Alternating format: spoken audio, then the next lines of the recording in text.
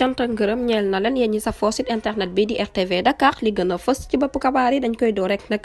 kaddu yi nga xamante ne jëwriñ bu ñu dénk wàllum tourisme de Mame Mbaye Niang daal dina koy yëkkati moom nag la mu daal di xam ne rek mooy choix bi nga xamante ne nag kii di Macky Sall daal dina koy def ñeel candidature kii di Amadou Ba ginnaaw invité bi ñu ko invité woon niki tey ci suba gi foofa ca TFM Mame Mbaye Niang nag la mu daal di xam le nee na Macky Sall nag la àndal waaye àndut ak keneen ku dul Macky Sall te li mu wax nag ragalu ko tey ragalu ko ëllëg moom ci jëmmi boppam nag Macky Sall lay àndal waaye àndut ak Amadou Ba di kat yu nga xamante ne kii di Mame Mbaye Niang daal dina koy yëkkati rek wax ko nag ci micro kii di Pape Ngagne Ndiaye ba tey rek la mu daal di xamle ne nag du jàppale Amadou Ba tey du ko jàppale ëllëg te mbir mu nu mel nag moo ko wax lu mu ci góobee rek daana ko gar ba tey nag nee na ragalul kenn nag waaye nag li nga xamante ne rek moom moo data am Macky Sall nag lay jàppale ci wàllum politique waaye du Amadou Ba nag lay jàppale moom Mame Mbaye Niang moom daal di wax mbir mu nu mel ginnaaw rek bu ñu ko laajee nag ñeel congrès investiture bi nga xamante ne moom lañ nam amal ci candidat Benno Bokk Yaakaar bi nga xamante ne rek jàpp nañu ko nag ni ki tey ji moom nag la mu daal di xam ne ne Mame Mbaye Niang nee na ci jëmi boppam daal mbir mi nag tey la koy soog a yëg ndax yëgul